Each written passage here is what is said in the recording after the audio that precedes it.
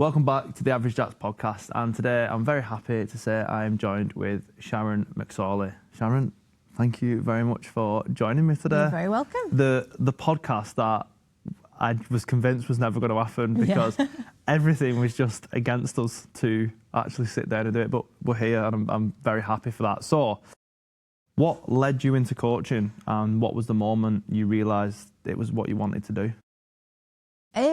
So, big question that, because I think I have to give a little bit about my background because that's what took me there ultimately. So, I was a police officer for nearly 25 years and I ended up retiring with complex PTSD. It was, it was just like, it was horrendous. I've gone from like a really successful career to just not being able to function and being really, really unwell. And then coming out of the police was completely devastating. Didn't really understand my illness, didn't really get the support that I needed around that. And I just realised I had to get myself out of it. So it was a case of learning, educating myself, trying as many different things as I possibly could. And I already had a background in a PT in physical fitness, nutrition. And I realised that they were quite pivotal because I did have an eating disorder. So I kind of ended up putting a load of different things together and slowly started to get well. And it was a very long process. And then just one day I was out walking the dog and I just thought, do you know what? I've amassed all these skills and I've managed to take myself through this journey. And what a waste if I didn't take that out into the world and try and help other people. Was there a big thing about, you mentioned there about being in the police, and I have friends in the police, I've had family in the police and things like that. Was there a massive thing about almost losing that identity? Because I imagine it's very much a career that it becomes the central focus of who you are and what you mean. Oh, yeah, 100%. I mean, what I know now about who I am is I didn't know anything about myself really when I was in the police. I mean, I joined when I was 21.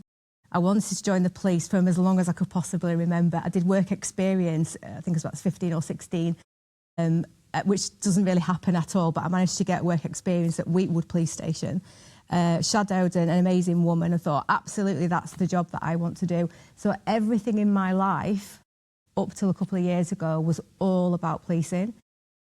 As I evolved in the police, I created an identity that really wasn't my own. Yeah. So I was becoming, and I was a police officer. So if I go to a party or I meet someone, hi, I'm Sharon, I'm a police officer. You know, what do you do? I'm a police officer.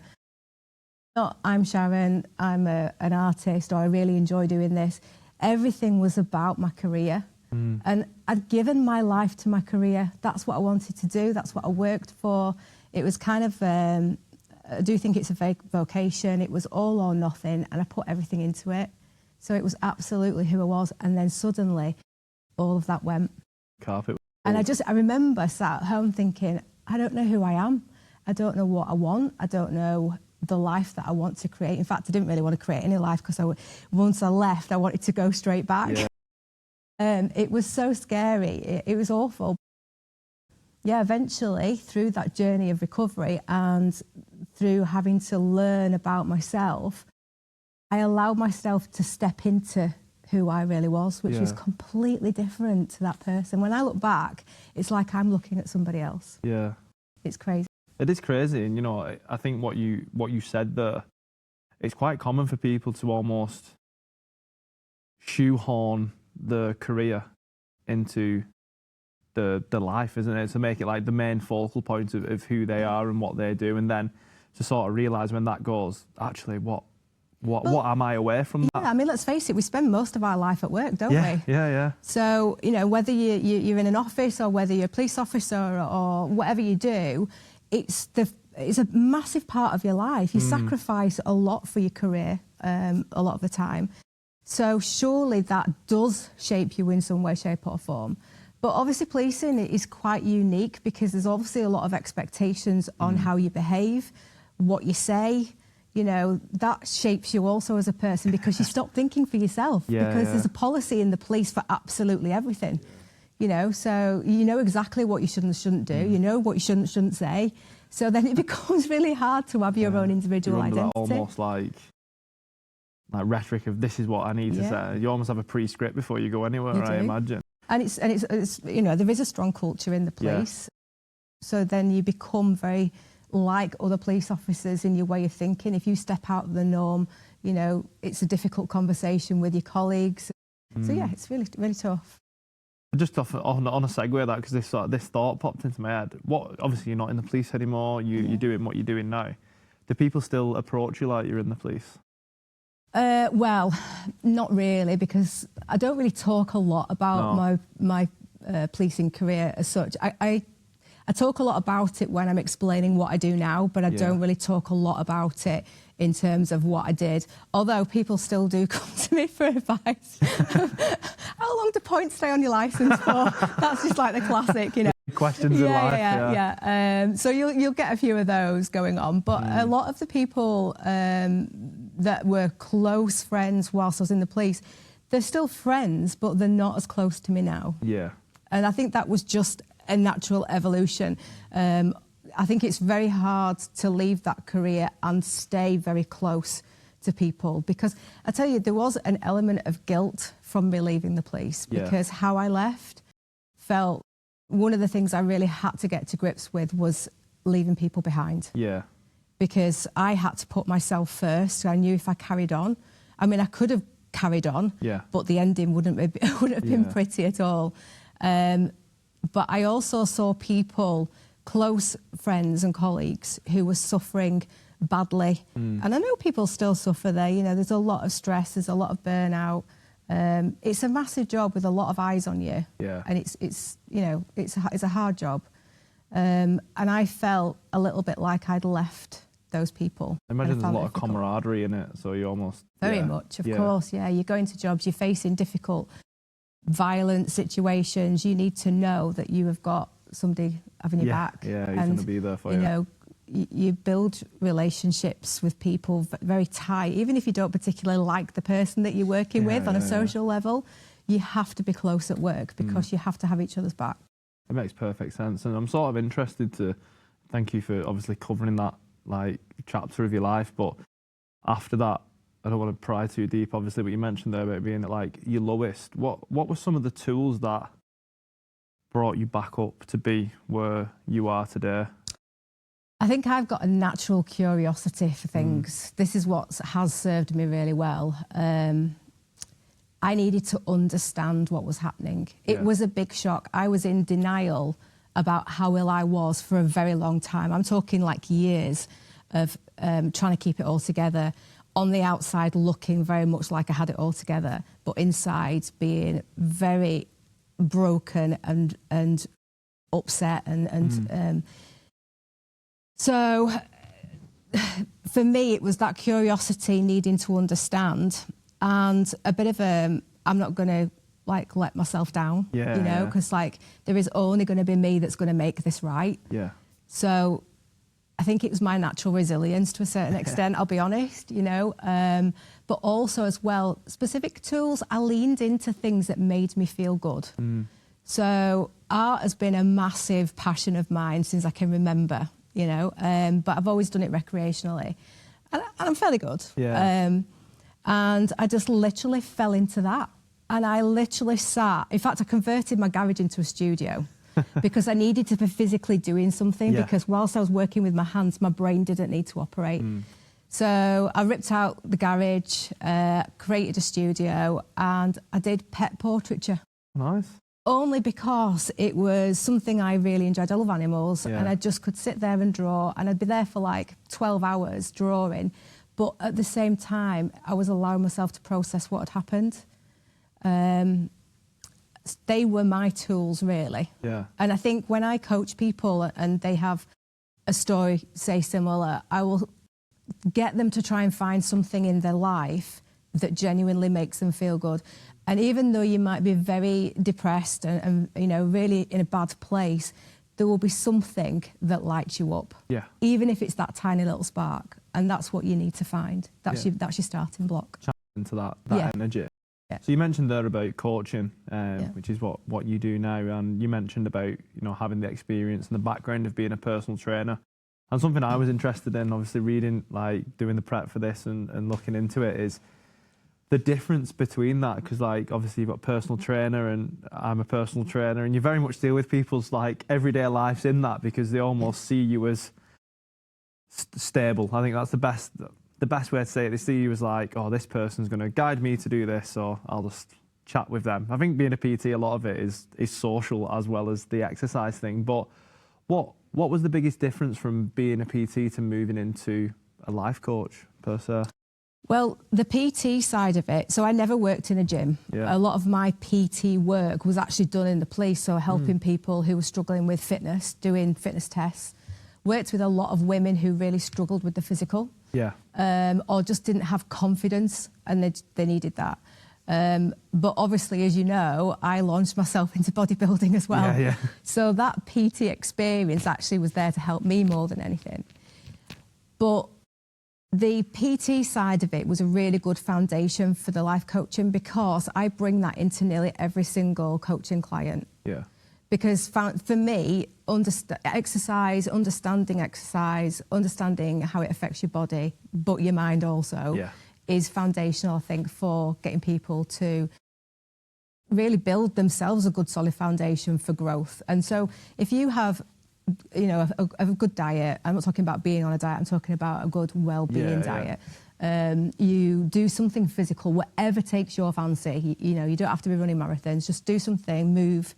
That will support any other growth or any other development 100%. That you have to take. So, it was using just the skills really around dealing with people, knowing the struggles that some people have around fitness. Yeah. Sometimes it's like, I need to get fit, that banded statement, but then end up throwing themselves into something that just doesn't align with who they are. Yeah.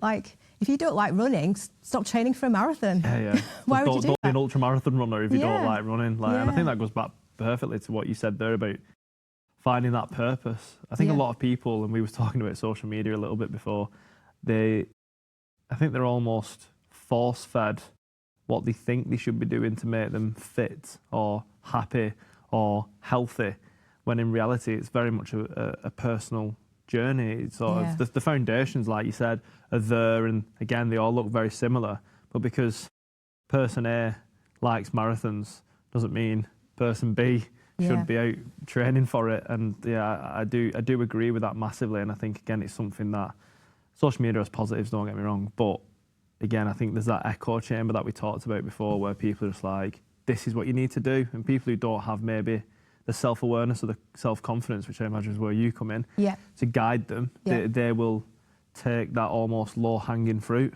Yeah. So a lot of like the women that I helped whilst I was in the police, so they had a specific goal, they had to pass a fitness test, but they weren't people who went to the gym, they weren't runners, but they had a goal. That was easily coachable, because you could just take them from A to B. But then wider conversations around, well, when you've done that, are you going to stick with doing some form of exercise, led into different conversations? Because then it's about, well, actually, what do you like doing? You don't like running, but you like a team sport. Do you play netball? Have you ever thought about doing this? Get them into something that actually really motivates them and keeps them in, because that will breed all the possibilities for them. They might end up doing something else, and then you're great, you cracked it. You're on a winning streak with that then. But people follow patterns, they follow trends, they follow their friends. Working with friends has benefits, but ultimately find your own thing, find your own niche. We was talking before about, being a coach and speaking to people, and a question I did want to ask you was, how do you find someone who is willing to work with you? Because I imagine that, some people like the idea of coaching but don't necessarily like the practicality of it, and then someone like a coach coming in and saying, oh, have you thought about doing this? Have you doing that? Not everyone has the mindset to be coached. No, that is actually true. So people come to me usually, and I find this quite sad. This is where I want to try and take them to a different level, really.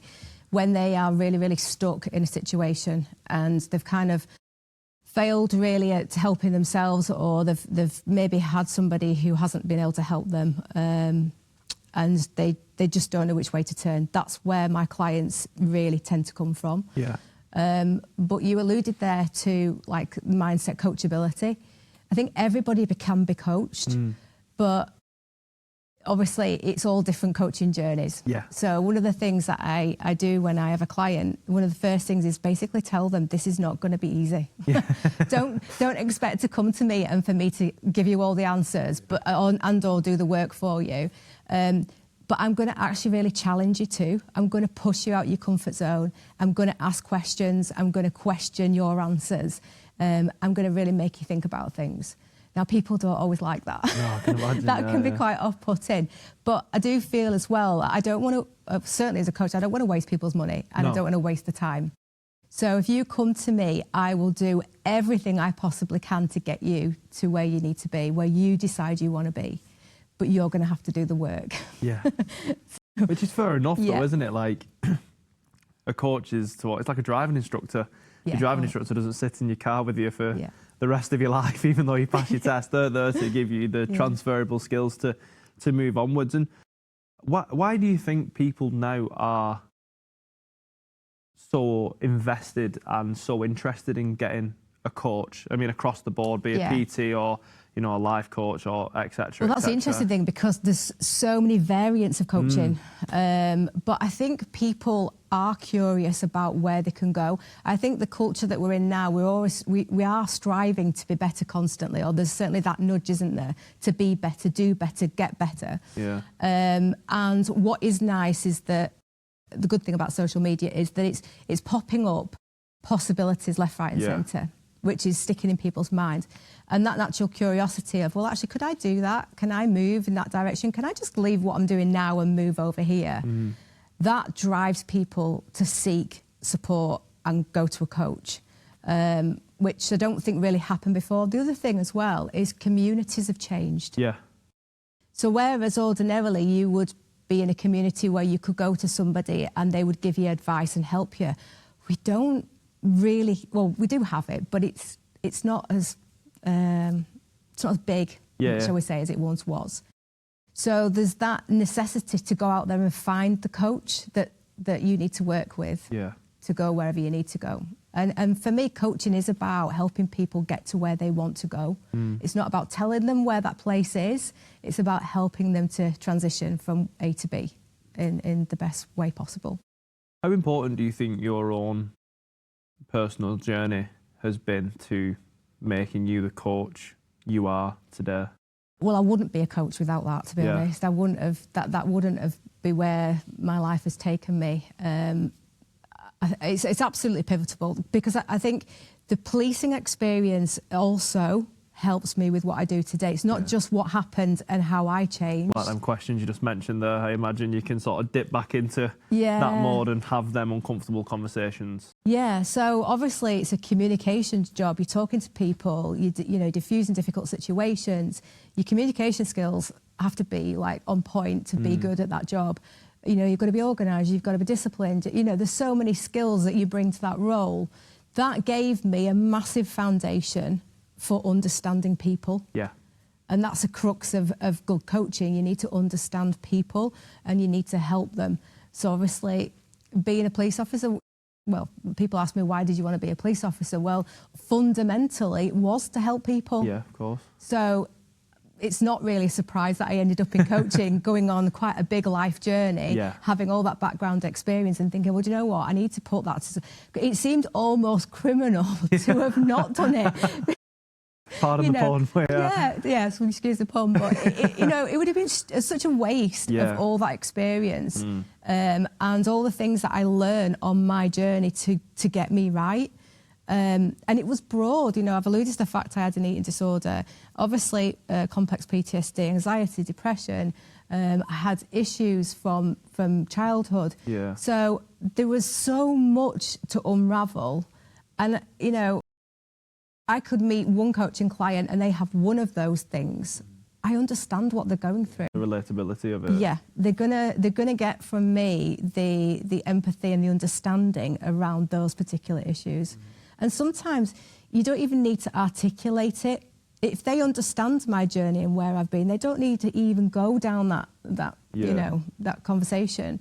But there's a shared understanding that I know where they're coming from, and also potentially, you know, it helps me when I'm trying to spot little things within what their you've life seen that's in holding them yourself, back. that can almost be like an indicator or a signal to be like, I've seen that before. Yeah. Because you said it, I don't want to take the words out your mouth, but before we was on air, you were saying like, you know, people have this maybe misconception about, you know, coaches and trainers, and you was like, it's not that we've all got our lives together, it's that you've got the cheat sheet to do it, and like, it was a perfect way of putting it, you know, and like, is that a frustrating misconception that people might look at you and think it's the complete package? Yeah, because sometimes, you know, honest to God, my life is so chaotic sometimes. I was just talking to you about me, like, committing to too many things.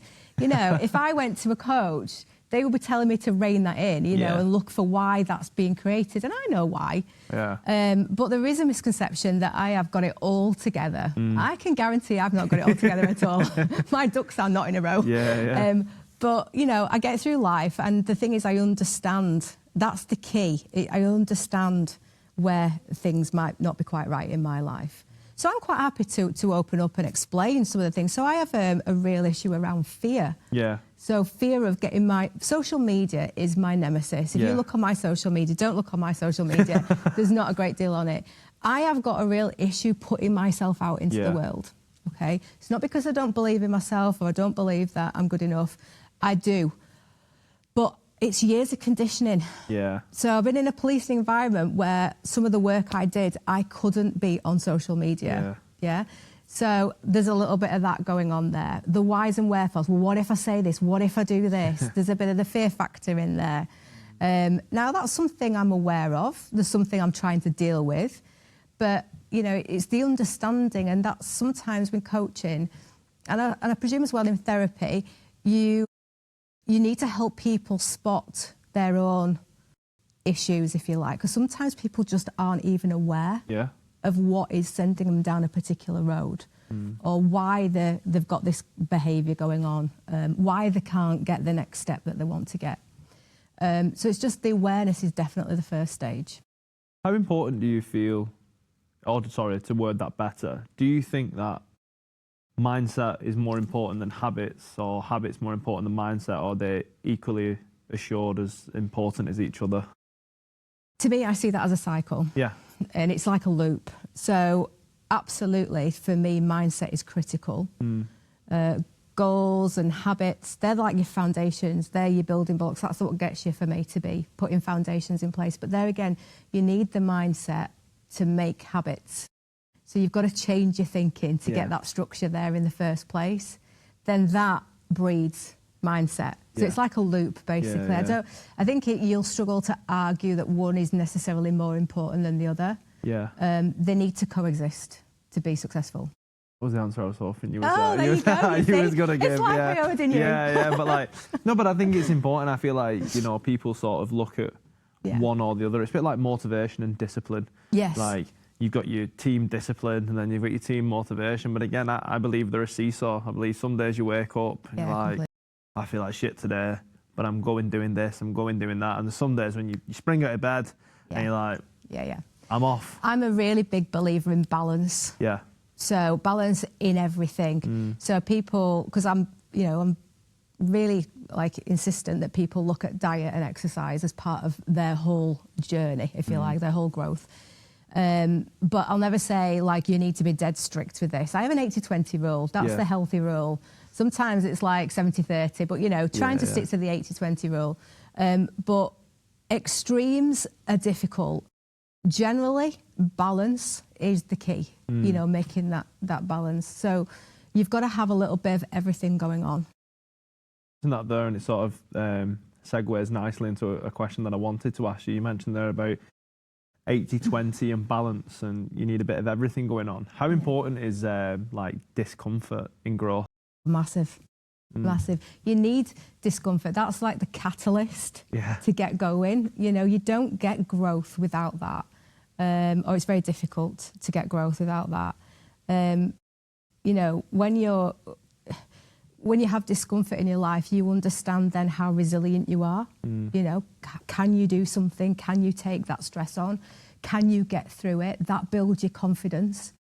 So, yeah, just one of the things that I find in coaching is people really struggle with the discomfort side of it. The long-term goal becomes really hard to achieve because they can't go through the short-term pain. So one of the things that I will discuss with a client is, dependent on their particular goal, if that goal is quite a big one, there is going to have to be some discomfort in that journey. And it's like, it's my job to understand how prepared they are for that, what that looks like to them, and whether they are prepared to go through it. But that's the benefits of having a coach, because I'm the person then that takes them and holds them through that process, gives them the tools to manage it.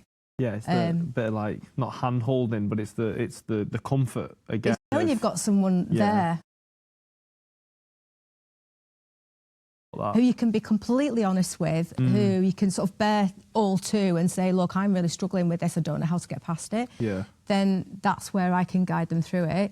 But yeah, going back to that, discomfort is absolutely paramount, I think, for really good, meaningful growth. Yeah, it's like part of the evolution. Yeah, you need it. It's like there was an expression, I can't remember, I was listening to a podcast and they were talking about how like embarrassment is like an unexplored emotion, and like you know, like you feel more embarrassed, you realise actually it's not that bad. Like, and I think for me this has been a massive thing, especially with like the social media and sort of sitting here talking to people and being like, actually I can do this. There's going to be people who go, oh, look at this dickhead fucking sat here thinking he's like Chris Williamson or Joe Rogan, but like, you know, you get over that pretty quick. But without that discomfort and channeling into that, I'd probably still be thinking about doing it rather than being sat here with you doing it. And there's a real world test to it, isn't there? Because how much is in your head? Yes.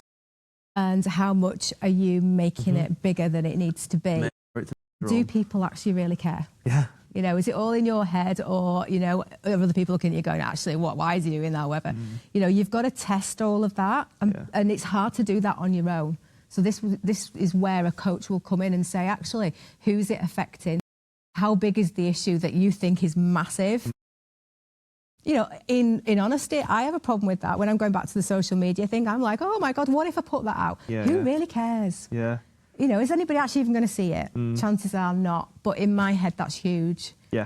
So it's just managing that. 100%. And like I said there, like, it's that like main character syndrome, isn't it? Where you sort of, because we are all the main character in our story. So sometimes you have to almost step away and be like, people don't actually give a shit as much as you perceive them Get to over do yourself. so. Exactly. Like, and I think I was saying this to I can't remember, it was on a podcast a couple of weeks ago with another guest, and I was like, it might be an hour, it might be a day, it might be a week, but the likelihood is someone will move on to something else for like take the piss out of, like make fun of, do this, do that, and then you'll be back down that pecking order and they'll forgot you even did that. So next time you do it, you know, actually I'll not do that this time, but I'll change. And then that's sort of the growth cycle of going through.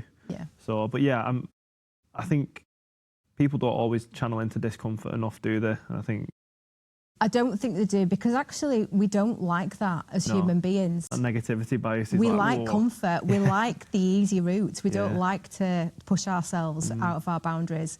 It feels, everything lights up, doesn't it? When we are uncomfortable about something, everything kind of switches on. Yeah. It's not where we like to be, but we need to do it. We need to push ourselves out of that comfort zone and grow. And I think that's my biggest frustration, is seeing the potential in people and seeing how much they hold themselves back. How do you help someone to identify that? Without giving away industry secrets, obviously. But do you know what I mean? Well, how do you sit down with someone and be like, you can see they're doing it, but you don't want to sort of the aeroplane into the mouth. You want them to pick that point themselves. Well, that's interesting, because that is really important. It's getting somebody to realise that themselves. But that is about questioning. So people come to me and they'll say, Sharon, I need help with this. And I'm like, okay, fine. Yeah. And I know in my heart of hearts, like I would say probably 60% of people who come to me with something that they want coaching on or they want a goal, when we get to it, that's not where they're going to go. Yeah. So, and a lot of that is around what they tell themselves and how they're influenced by other people and what is it within their own values, their own lives that they're trying to, are they trying to create lives based on what somebody else wants, family, values, etc., etc. So getting somebody to identify things is about really getting them to look inside and see where it's all coming from. And then that's where you have the light bulb moments with clients. You kind of go, oh, do you know what?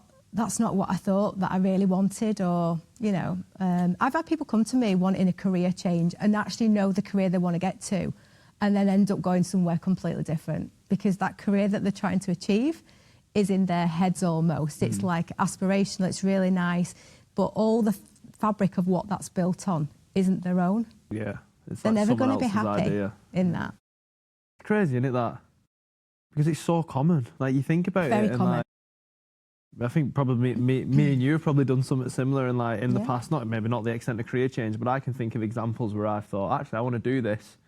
And then I've got round to it and gone, actually, why do I want to do That's this? it. Why? Why do you want to do it? Why am I here and what does it? And I think when you get older, you know, you sort of get the ability to self-reflect and have self-awareness. And some people, I had Sam on, shout out Sam Goodson. He's like 22 and he's basically like a philosophical guru at 22. He's the most locked in, like, he's just a wise old man in a youthful man's body, but like that's so rare to find is someone who's young and like self-aware and reflective. Why do you think it takes us to get older to look back on them things and be like, why did I do that? Why did I think like that? I don't know is the honest answer to that. Because like you say, people can have this self-realisation at all different ages, can't they? So I think that's quite hard to answer, but if I can just go back a little bit to how I chose my career. Yeah. So you see a lot of people, children going through school, into sixth form, into college, into university. And then at the end of the university, it's like, right, I've got to go into physiotherapy because I've just done my degree on that. Yeah. Yeah. Then they're in there and then it's like, well, I've spent all that money now, I better stay here and do that. And then they do it. Now, they may like it, but they may not. And how many people do that and then get to maybe 30, 40 years old and think, oh, my God, I've just given all this time to something and I've stuck with it because it's kind of what's expected of me. Yeah. If it's not financial, it might be my partner, my parents, etc., etc. We dig ourselves a deeper hole, but the one thing that I kind of want to say is there is always, it's never too late to stop digging. Yeah. You could be like, I was having this conversation with my mum yesterday. She's like 76. And it was like, she was like, oh, I'm too old now to change. And I was like, but you're not though, are you really? No. Because really, you could just go and sell a house, book yourself on a cruise and just cruise the world until you die, and live life. Extreme example, I know. But you can always change. It's just change sometimes feels very difficult. Yeah. Because then you think children, relationships, expectations, etc. But there's always a way to navigate it if you truly want it. Yeah. But what's worse, getting to your deathbed and wishing you'd done it, or experiencing a bit of pain and going for it? My dad said something to me when I was younger, and it's never left me. It's like, don't die wondering. Yeah, great. And like, it was just a passing comment he said to me once, and I was like, it just fucking etched into my brain. And there's so much societal expectation for people. Like you mentioned your mum there. She probably has never seen anyone her age go and do that. Like the societal norm is, just sit and like wait, like without like being awful. But like she's probably never seen anyone go, you know what? Fuck it, I'm off. Yeah. Well, it was really funny listening to her because obviously A, she's my mum, and B, obviously everything I'm going to say is slightly biased to my mum. Yeah. It's like, don't divorce my dad, don't book that cruise, don't sell the house and book the cruise. Don't throw away my inheritance. You know, but seriously, it's like I know her as a character. Yeah. So, and she won't mind me saying this because we had this conversation. She's your typical people pleaser. You know, she's done everything in her life for everyone else. Yeah, yeah. And now she's getting to the point where she's going, so what have I achieved in my life? Yeah. What have I got to show for all of that time? And, you know, I know she loves me and that she's, you know, she's proud of me and all the rest of it. That's great. And I know she loves my dad. But she's got some big regrets in her life. And, you know, I use them as a learning curve. Better. Yeah, a little bit, yeah. Because I'm like, you know, I don't want to do that myself. Yeah. I already have regrets. I think everyone will have some. Yeah, I will not get to my deathbed and go, oh, I've lived an amazing life and I've got no regrets. I have. Yeah. But you know what? What I don't want to do from here on in is accumulate many more. So I'm going to do everything I possibly can to try and make the rest of my life as fulfilled as possible. And you mentioned there about not asking you to talk about your mum again, but it inspired a question in She'll my be mind. made up that I'm talking about her. Is there a regular pattern that you see in clients? Like you mentioned there about your mum, you know, like she has like regret and things like that, and, and you've sort of, you can pinpoint that. Is there one that's more common that you see in your client base that reoccurs more often than others? Well, I work with a lot of women. Yeah. And a lot of women who have got quite stressful, kind of demanding jobs. Yeah.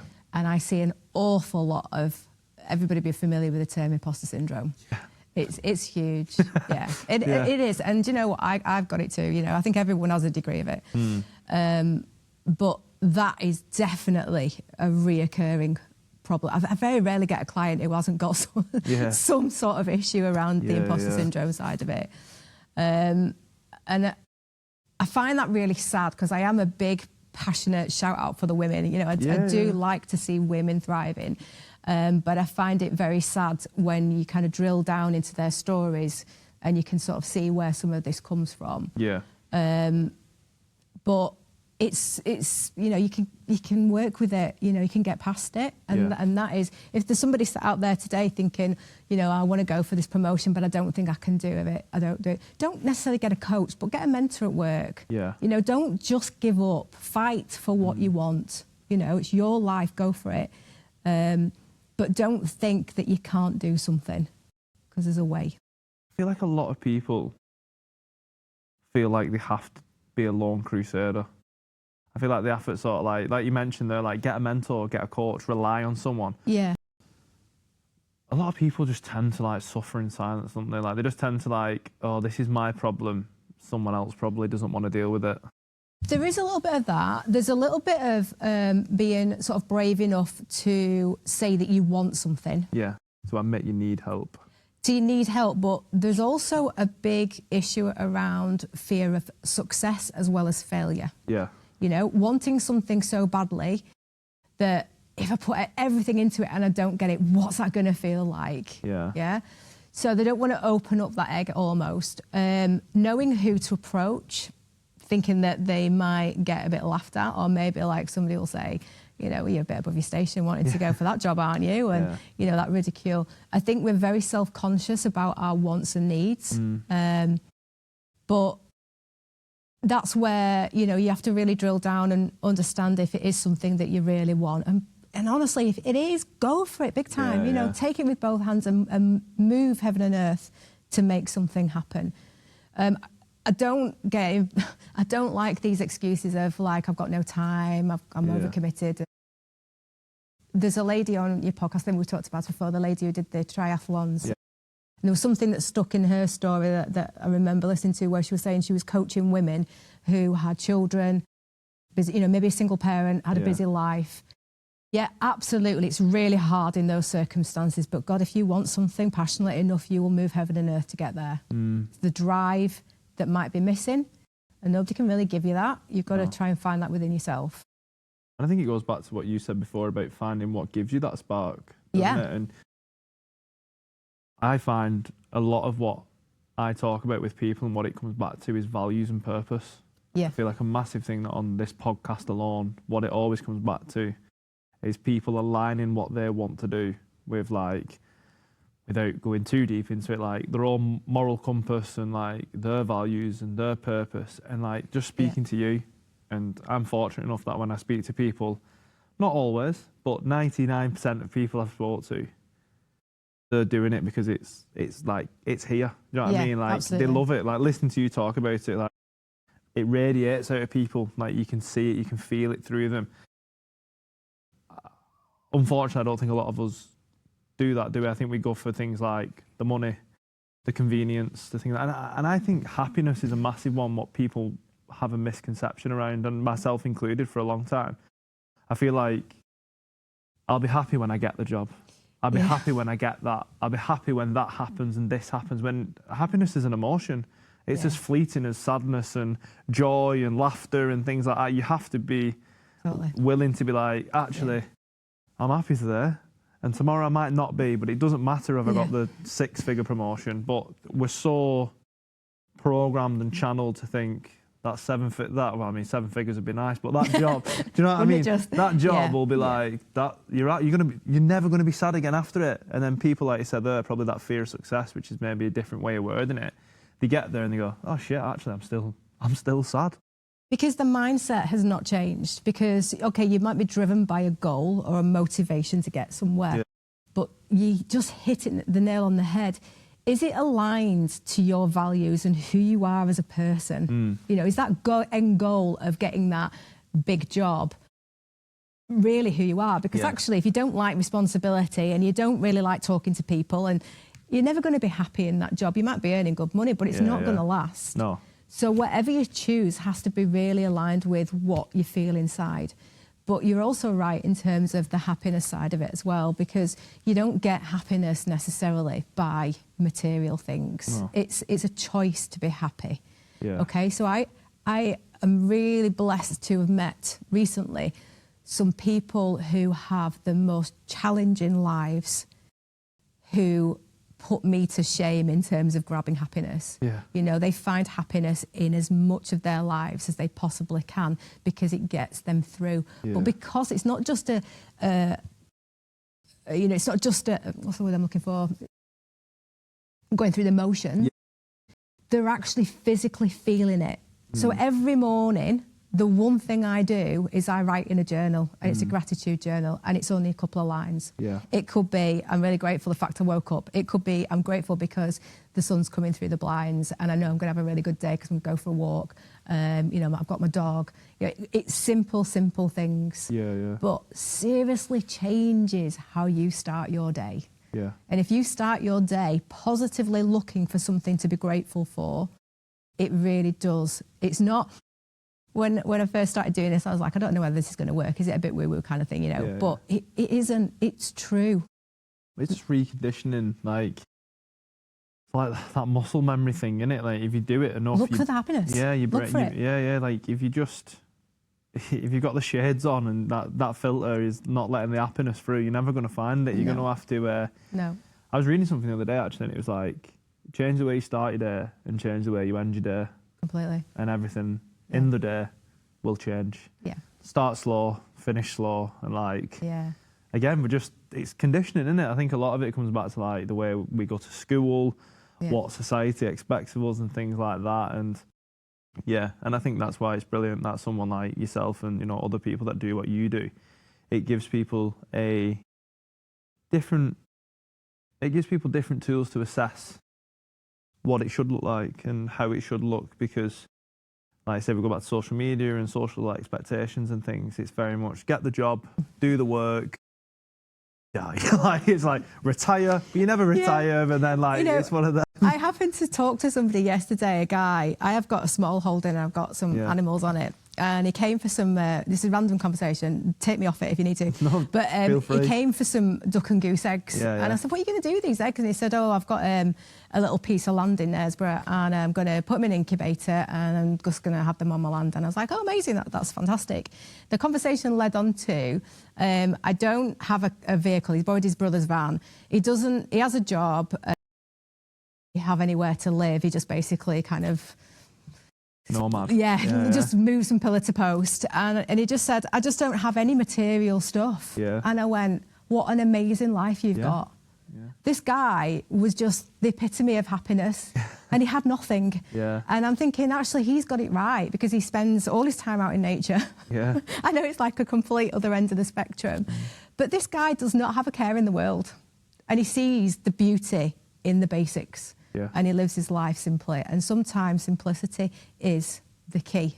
And when, particularly people who have got a lot of stress and burnout, I really try and dial them back down to looking for simple things. Yeah. Because that's what gets very much overlooked all of the time. And life is complicated. Even if you don't want it to be, it's complicated as a way of... So don't add to the pot now. Yeah. So before we wrap it up, there's always 2 questions that I ask. God, this has gone quick. Yeah, it's been amazing. I've loved it. But 3 habits that you would recommend to the everyday person or routines. I think you've given 1. I'm gonna put my money on that you've said 1 already. But if there was 3 that you had to tell someone, what would they be and why? Okay, so the foundation for me is diet and exercise. Yeah. And I know that's a loose term. Diet, don't put yourself on a mad diet, just eat well. Yeah. Eat well, 80-20 rule. Because that is the foundation of, you're going to support your whole body. You're going to support everything that you're going to do in life. Movement, get moving, get out into nature, get walking, doing any sport, community stuff, whatever you want to do. Pickleball, yeah, don't start me on pickleball. You're gonna give yourself an amazing foundation there. What was it? Three habits. I was going to put my cheeky one in because we've talked about this before. Make a list. Honest to God, I can't do anything without a list. I've got lists in every room. None of them correlate, but it gets everything out of my brain. Free space. If you are like overwhelmed with any situation, or you kind of like trying to manage a whole host of different things, just write yourself a list because it does help. Because you know, if you can prioritise, you know, you can see what you need to do. Sometimes I think I've got a lot going on and I've got 3 things on the list, you know. So it's a reality check. So that's a bit of a cheeky one. I feel like that's a good point, and something that I always say as well is that your brain's like a pressure cooker. It's like the more that's in there, it's like the lid starts like shaking. But if you can do things like, you know, lists or gratitude journaling or anything like that, where you can sort of take a bit out of it, it frees space for more, like, again, the unwanted complexity of life, which will just get you regardless. So yeah, I like that one. The lists are strong. I'll never do without my list. If you need to buy me a present, get me a things to do list. I'll be really made up. Just like 5-pack, it'll be gone in a week. So, if there was one habit or routine that you have done in the past and don't do anymore, or you wish you did, what would that one habit be and why? Oh, right. So this is where all my ducks aren't lined in a row, because this is what I tell people to do and I don't do it, right? So, but complete honesty and transparency. That morning routine we talked about, I want to get that back. Yeah. I love my bed. I don't like getting up early on a morning. However, I know if I get myself out of bed and start my day well, things change for me. Yeah. You know, I am busy, so I get things done, but there is a tendency, you know, when you work for yourself, you know, you can tailor your diary, and I do give myself, I'm a night owl, so I'll be up late, but if I could just rein it back in and start going to bed earlier and getting up earlier, getting my 8 hours, I know things have changed massively, so that's something I need to work on. But I would say that would be a really good thing for people to do as well, you know, if they've got the bad habits like I have. Like, I think a big key word of this podcast has probably been foundations and setting them. Yeah. And that is the foundation of the day, innit? You know, if you get your day going right. I'm slipping back because I did start the new year well, because that was like my resolution for the new year. I don't really set resolutions, but I said, do you know what? I need to sort my mornings out. I had a great routine. I'd do yoga, I'd have my coffee, I'd be a coffee junkie, I'd want my coffee, you know, do my gratitude journal. That's how I started my day. And my days look different to what they look like now, which is a lot more hectic, chaotic, and I need to get back to that. Thank you so much. It's been great, honestly. I've really enjoyed it, and like the insight and your sort of how you guide people and the sort of tools that you give them. I know you've not give away like your industry secrets, but it's been a good insight to sort of realise that even people who are in like high demanding jobs, or to other people might seem like they've got it figured out, they still need support, and they need routines, mindset and habits in place to ensure, continued success, and again, to just ride that wave of happiness and just feel sort of valued. So before you go, let people know where they can find you. Okay, so my business is called Omni Coaching Health and Wellbeing. You can find my website online. You can email me at info@Omni Coaching Health and Wellbeing. And I'm sure you'll put all that, because I chose a really stupid business name that was too long. So all my social handles, They'll I'm be in sure. the description. Thanks, give me the get out of jail free card. Again, thank you You're very much. welcome. Yeah, Thank it was you. great. Nice one.